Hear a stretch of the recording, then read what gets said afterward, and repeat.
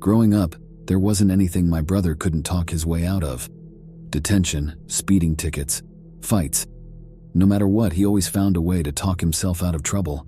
I thought he was invincible, like there wasn't anything he couldn't scheme his way into or out of. So naturally, I was surprised when the police found his body. His body had been mummified, decorated and held in a position of high honor in a small A-frame cabin deep in the wilderness that operated as a shrine to his life and teachings as leader of the Green Soul Circle, a small cult that he started years ago. A hunter was the one who found him. He had sprained his ankle and hobbled to the A-frame in order to ask for help, but instead found my brother, or what was left of him. I shouldn't laugh, but I imagine the poor guy forgot about his ankle pretty quickly after that. After the shrine was investigated by the police, they transferred to me control of my brother's body, as well as a small cache of his personal belongings that had also been found within the shrine. I didn't want anything to do with any of it. As far as I was concerned, Glenn stopped being a member of my family a decade ago. My parents and I tried hundreds of times to talk some sense into him, to let him drop all the hippie cult bullshit and come home to start over. But all we ever got in return was misery. He'd call us names, mock us, and laugh in our faces as we pleaded through tears for him to come home. How many times could you go through that before you sever ties with the person? I decided I had enough when he hung up on our mother after she told him she had terminal cancer. Dad had passed away years before in a car accident, and Glenn never showed up for the funeral, but their relationship had always been rocky. With Mom, I thought it would be different, and I couldn't have been more wrong. He shamed her for her diagnosis, told her it was the culmination of all the shitty lifestyle choices she'd made. Then he hung up. My mom died 6 months later without hearing from him again. I never attempted to contact him once she died. I also changed my phone number so even if he wanted to call, he wouldn't be able to reach me. In my mind, he might as well have died the same night as my mother. So imagine my surprise when suddenly I'm placed in charge of that asshole's mummified corpse. In addition to all of that, here is another cherry on top of the shit sundae. I was pregnant at the time, about 6 months into it to be more specific. You want some sprinkles for that sundae? I was single.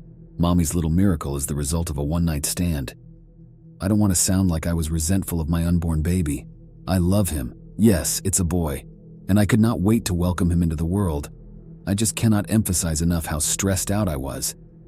So back to the body. I didn't think he deserved a memorial or a service, so I cremated him and threw his ashes in the river. Easy as pie. No muss, no fuss. The box of my brother's belongings, curiously, wasn't as easy to toss out. Sure, most of it immediately went into the trash: old clothes, a dirty water bottle, and some ratty books with titles like The Metaphysical in You and Awaken, 30 Exercises to Open Your Third Eye. All that stuff was easy to throw away, but some things I kept.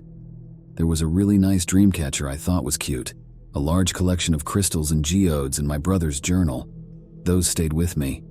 Just to be clear, I'm not some crystal-kissing Walmart Wiccan who thinks crystals produce healing energies or anything like that.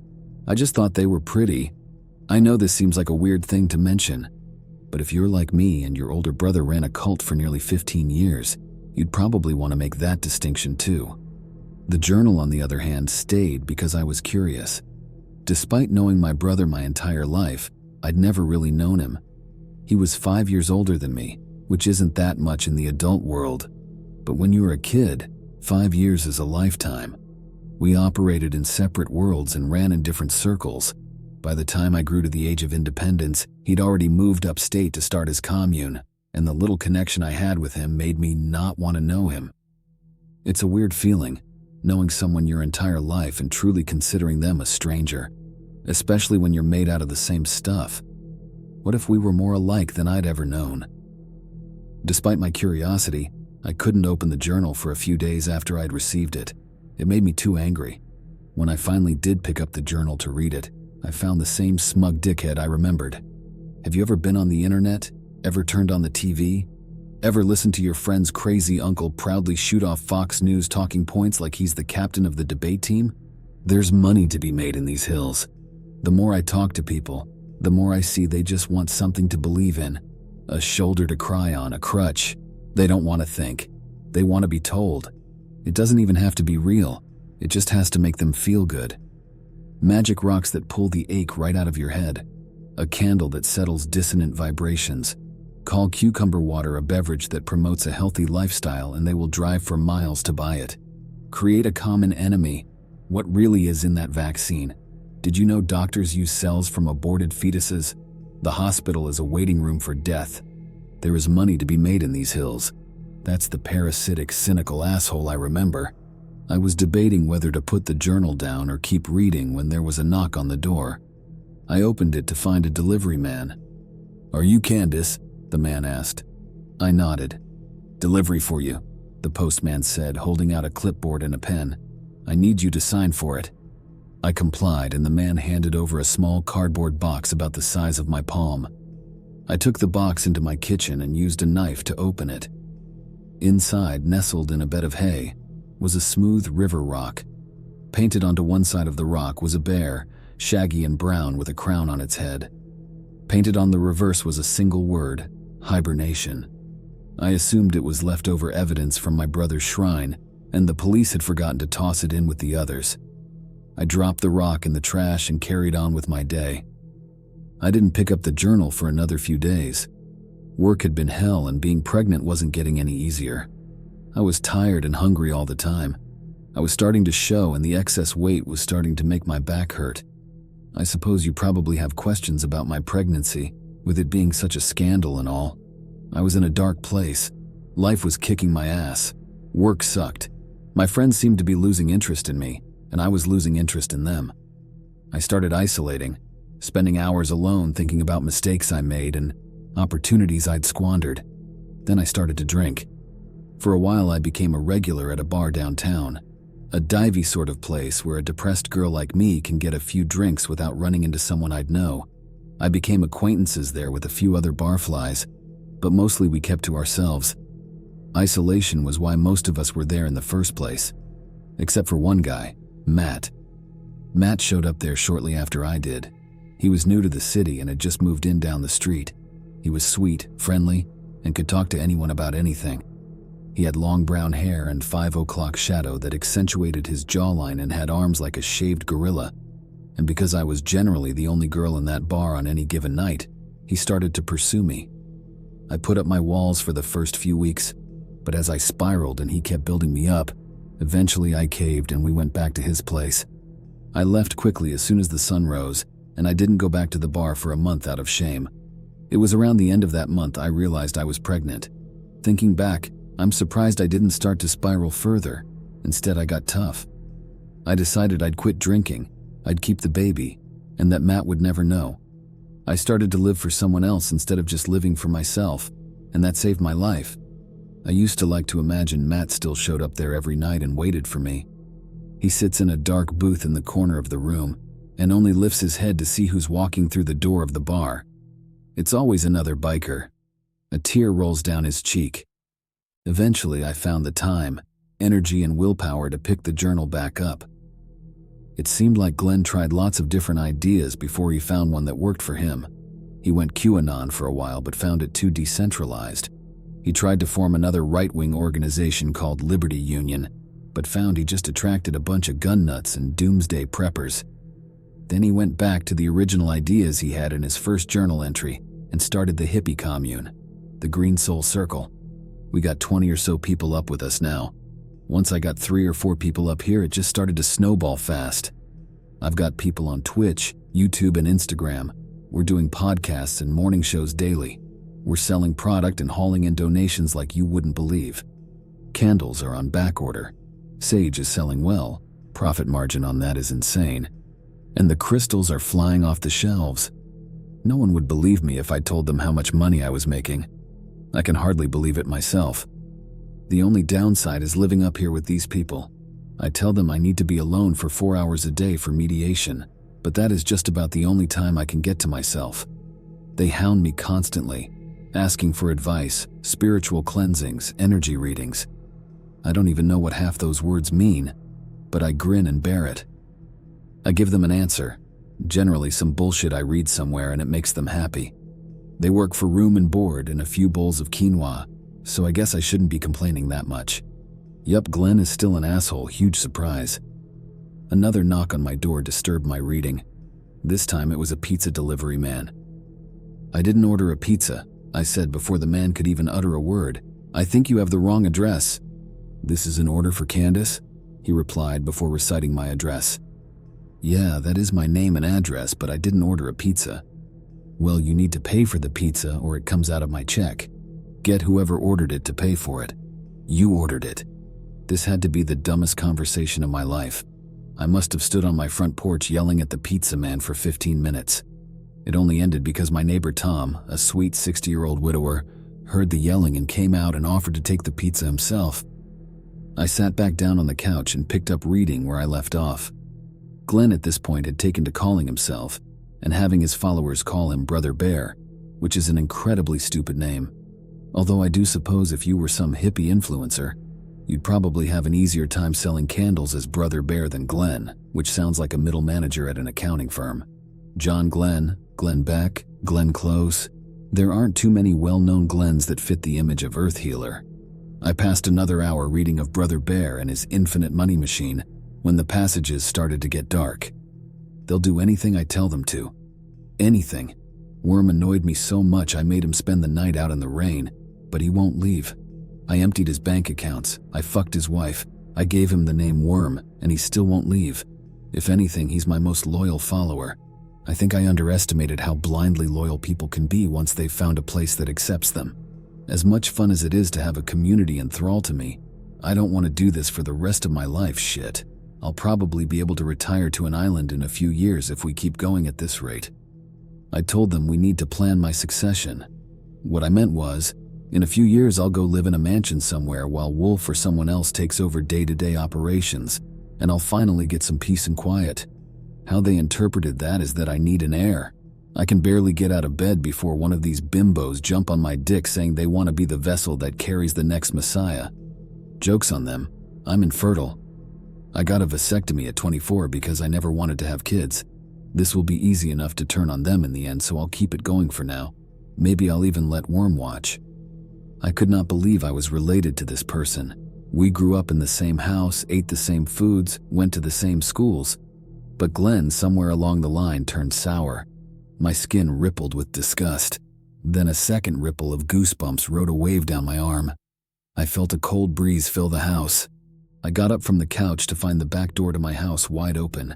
Thinking the wind must have blown it open, I closed it and went to bed. The next morning, I woke up, more tired than usual. Pregnancy sucks. Constantly uncomfortable. Never sleeping, always tired. Hips hurt, back hurts. Misery. I'm not sure how all those ladies on TV say they loved being pregnant. I gingerly take the stairs to the kitchen and open the fridge to start making some eggs for breakfast. I only notice when I have the eggs on the counter that they aren't the grade A white eggs that I bought. They're brown like they just came from a farm. At the time I didn't make the connection. I was still groggy and had a headache, and honestly, as soon as I saw the eggs, I instantly lost my appetite. Food aversion is probably the worst part of being pregnant. I poured myself a glass of orange juice and headed to the bathroom for a Tylenol and some vitamins, only to open my medicine cabinet and find it completely empty. Someone had removed every single prescription and over-the-counter drug from my house. I felt like I was losing my mind. Instantly, I started roaming the house looking for traces of a home invasion. Room to room I marched, taking a mental picture at each doorway and searching my hormone-riddled brain for what may or may not have been there the day before. Some strange things were missing. Lots of chemical cleaners and aerosol cans. My soaps and shampoos were replaced with some weird all-natural brand. I found 2 bottles of kombucha in my refrigerator. The power cord to my microwave was severed, and there was a strange amount of granola in my pantry. What the fuck kind of home invasion was this? I immediately called the police. While I waited the 15 minutes for the police, I read some of Glenn's journal. I feel like shit today. I've felt like shit for a month. I can't be seen on the live stream selling health products while I look like this. I've got boils on my back and chest. My feet feel numb. Maybe I just need to lay off the booze for a little while. I'll try and stay sober until Wolf comes back. It shouldn't be longer than a month for him to finish his job. Officer O'Hare, the same officer who dropped off the box of Glenn's belongings, showed up at my door and immediately did a walkthrough of the property to confirm we were alone. He found 2 different windows unlocked on the ground floor, as well as several footprints in the mud outside my house. "It's your brother's friends," he said. "I'm sure of it." I shuddered at the thought of a lunatic named Worm tiptoeing through my house as I slept. "How could they have found me?" I asked. "I'm not sure." He shook his head. "Have you spoken with anyone out of your normal circle of friends and work colleagues recently?" I thought, "Not that I can think of." I trailed off. "I signed for a package, and I had a weird incident with a pizza delivery guy." "Explain." I told Officer O'Hare about the rock that was mailed to me, as well as the incident with the unpaid pizza, and as soon as I finished, he went out to his car, made a few calls before coming back inside. "You shouldn't have signed for that package," he said. "They probably tracked the box here, then mailed that rock here using a certified letter. Once you signed for it, they received a receipt with your signature on it confirming your location." Fuck. I stewed in the silence for a beat, thinking, and the pizza delivery was just a distraction to get in through the back door, wasn't it? Just long enough to unlock a couple of windows, by the way. You should make sure none of your keys were stolen. If so, you need to change your locks. My keys were missing. After I had filed the police report, Officer O'Hare gave me directions to a nearby motel where I could spend the night. He also told me he'd be emailing some pictures of Glenn's known associates, and I should call him immediately should I see any of them. I packed my things and went to the motel immediately. I couldn't stand the thought of being in that house. I sat in the motel and watched TV for an hour or so, but I couldn't shake the thoughts of the Green Soul Circle out of my mind. Why on earth would they want anything to do with me? I'd never even met any of them in my entire life. I opened Glenn's journal again, looking for answers. I'm trapped in a prison of my own making. I've killed myself. My kidneys are failing. I can hardly stand, my feet are so swollen. I'm scratching my arms so much they've gone raw and drip with blood. I've begged them all to let me go to the hospital, but they all say the same thing. "You're testing us. We know you'd never want to go to a hospital. A hospital is waiting room for death." I try to crawl out of bed, but my body is so heavy and I'm too weak to fight them off as they drag me back to my room. They just give me more and more kombucha, and I keep pissing more and more blood. I tell them it's all fake. I tell them I made it all up. I'm not Brother Bear. My name is Glenn. I'm not the Messiah. I'm a con man. I eat McDonald's. You're testing us. You're testing us. I dug too deep and I'm going to die here. What have I done? I've hated my brother for nearly 15 years. I still hate him, and I'll never forgive him for everything he's done to my family. But I couldn't help but feel sad for him for a moment. What a horrific way to die. A slow, agonizing death with help so close and readily available, but being unable to get there. This is it. It's coming. I haven't eaten in days. I'm sorry, Mom. I know how you felt as your body broke down around you. It's like being trapped in a burning house, isn't it? I should have called you more. Fuck, I should have been home. I'm sorry. I'm sorry, Dad. I know we never got along, and that isn't entirely my fault, but I could have made a better effort. You won't believe me, but I was sorry to see you go. I wanted to go to your funeral, but something in me is broken. Candace, I hope this journal makes its way to you. The freaks I live with won't read it. I told them their heads would explode if they saw its pages, haha. I need to apologize to you most of all.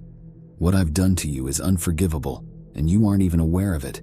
If you read up to this point, you probably read the issue I had with my succession. I never should have brought that up. I'm so fucking stupid. Only those with my blood could bring forth the Messiah. That's all I said. I didn't mean for it to get misinterpreted. But what is religion except the blind leading the blind? They are coming for you, all of them. I'm sorry, I love you. Stay away from Wolf. I could feel the blood drain from my face as I read the passage. Too angry to cry, too sad to scream, and too scared to move. I sat there staring unblinking at the page, trying to process years of trauma, regret, and pure unadulterated rage. It was only when the silence was broken by my phone chiming that I realized I'd forgotten to breathe. I took a few deep breaths to steady myself, then opened the email from Officer O'Hare. Here's a collection of photos of known members of the Green Soul Circle. If you see any of them, call me immediately, asterisk. Asterisk. I clicked on the attachment and nearly vomited at the sight of the first picture. A man with long brown hair and thin 5 o'clock shadow that accentuated his jawline, a solid neck with thick shoulders and arms like a shaved gorilla. It was Matt, the father of my child. Directly under the picture in bold letters was the word, Wolf. I called Officer O'Hare. We never found Matt or Worm or Cicada or Fisher. None of the Green Soul Circle members were ever arrested, but that doesn't mean I didn't keep moving. I moved from town to town, job to job, always afraid and always looking over my shoulder and looking after my son Jack, who is now in his terrible twos and will never know who his father is. I love my son, but the stress does get to me sometimes, especially those late nights when the rest of the world is asleep, but I'm still awake and looking out my window at the nondescript sedan that has been parked in front of my house for 3 hours. There's always 2 men in the front seats, but they don't get out. They just watch, and eventually they will drive away. Sometimes the stress gets to me, but I just say to myself, only those with my blood could bring forth the Messiah.